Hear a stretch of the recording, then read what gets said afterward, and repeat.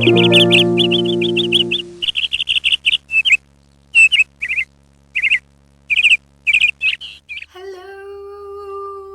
my beautiful, handsome people. Ooh.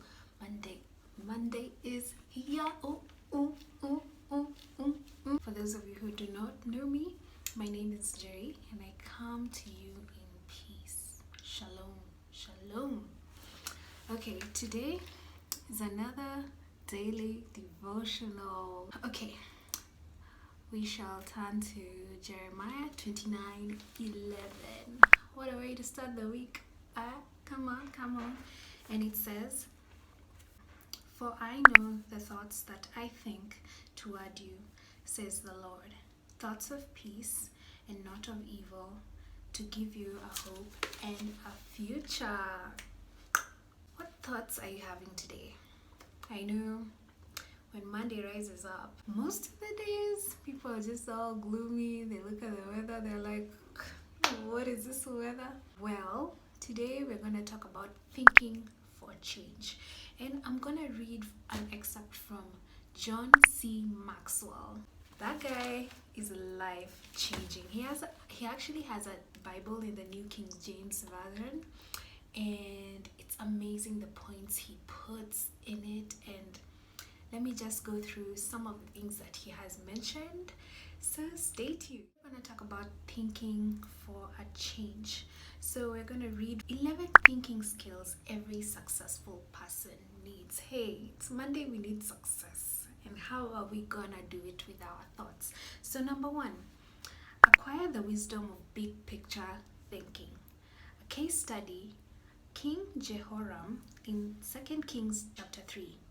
This king of Israel was in dire straits. The Moabites, with a much larger army than his, planned to conquer him as he marched his allies across the desert.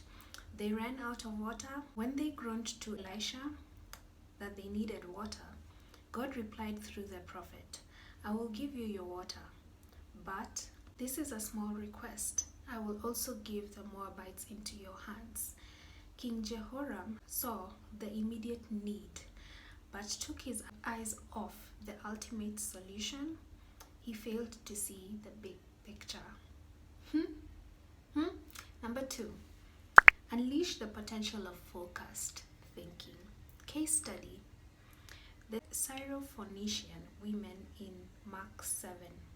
She was an outsider who came to Jesus with a request and wouldn't be denied. She persistently asked him to heal her daughter. At first, however, Jesus refused to respond. Despite this, she stayed focused and tried a different angle. When Jesus said he came to the Jews first as God's children, she replied that even the dogs get scraps from the children's table. She was right on target.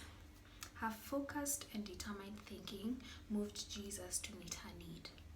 Number 3, discover the joy of creative thinking. Case study in Nehemiah 2-4.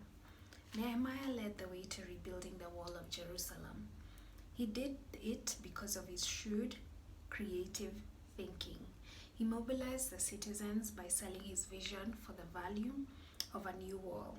He stationed the workers to build the wall across their homes, so incentive would be high to do a good job. He planned how to encourage when they discouraged, and he protected the workers by using an armed rotation of soldiers until the job was finished.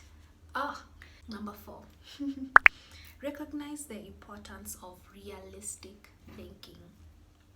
Case study, Abraham in Genesis 18. Abraham was interested in sparing the city of Sodom, where his nephew lived. His first proposal was a bit optimistic as he negotiated with God about how many righteous people lived in the city. Over time, Abraham grew more realistic about the state of citizens and finally arrived to a realistic conclusion. His realism may have spared Lot and his family. Number 5, The power of strategic thinking. Case study: Joseph in Genesis 50. Joseph endured a difficult life, beginning with mistreatment from his brothers in Canaan. When he assumed leadership of food supply management in Egypt, his brothers needed him.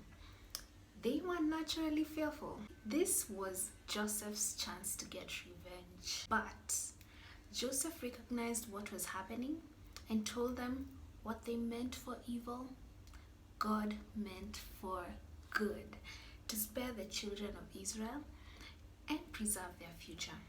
Fortunately, Joseph saw things from a strategic perspective. Number 6, feel the energy of possibility. Possibility thinking.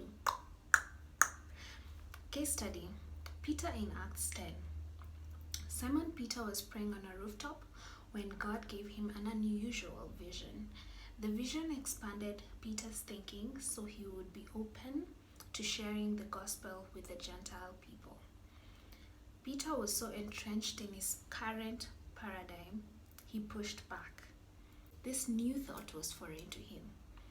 God finally convinced Peter that his goal was to reach the nations. He needed new possibilities. This led to Peter's visit to Cornelius in a world of new ministry. Number 7, embrace the lessons of reflective thinking. Case study: Jonah in Jonah 4. This prophet whined about the outcome of his work and God's grace towards the citizens of Nineveh. Jonah lamented the situation rather than learn from it. He was so caught up in himself that he failed to reflect on what had happened. He only saw one angle and only lived in the moment. This forced God to use an object lesson to give him proper perspective in the end. Number 8, question the acceptance of popular thinking. Case study: Shadrach, Meshach, and Abednego in Daniel 3. This classic story illustrates how a handful of individuals can change a nation. The king had erected a statue of himself and instructed everyone to bow down to it. If they refused, they would die. Shadrach, Meshach, and Abednego questioned the popular thinking of the day and forced everyone, including the king, to rethink his law. While everyone else just flowed with the crowd, these 3 thought on their own. Come on now. Number 9, encourage the participation of shared thinking. Case study: the elders in Acts 15. In this chapter, we read about the Council of Jerusalem, where a huge debate took place amongst the Jewish leaders in the early church. In this council, the church leaders, including Paul, Barnabas, and Simon Peter, interacted over whether the Gentiles must keep the law of Moses, and specifically whether they must practice circumcision. It was not until the key leaders shared their thoughts and healthy debate ensued when they came into a unified decision. Number 10, experience the satisfaction of unselfish thinking. Case study: Barnabas in Acts chapter 1, chapter 9, chapter 11, chapter 13, and chapter 14. Barnabas, if needed, he was the same person as Barsabbas, who wasn't chosen to replace Judas Iscariot, didn't cease to stay involved. He continued seeking, supporting, and serving people wherever he went. Barnabas's agenda revolved around others. His unselfish thinking moved him to give his money, possessions, and time liberally.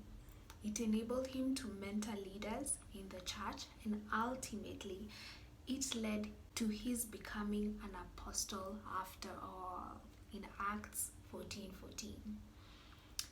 Finally, number 11, enjoy the return of bottom line thinking. Case study: the apostles in Acts 6 This chapter details the first conflict in the early church, where some people felt they were being neglected in the ministry. The widows at some table were being overlooked. The 12 disciples gathered the congregation together and communicated some healthy bottom line thinking. It would not be wise for the leaders to serve tables and neglect teaching and prayer.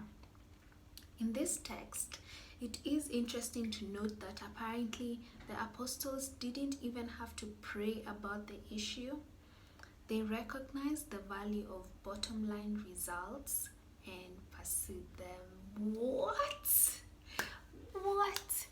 That was so amazing. Now, I hope your Monday begins and your week begins at such a high note, because that's what we're going for. We're going for success. We're going for living this life pleasing God and living it to the fullest. I hope you loved that, and thank you so much for tuning in. I love you so much. You have no idea. Please remember to like, subscribe. Remember, I love you so much. May God bless you, and may God bless the work of your hands today. Bye.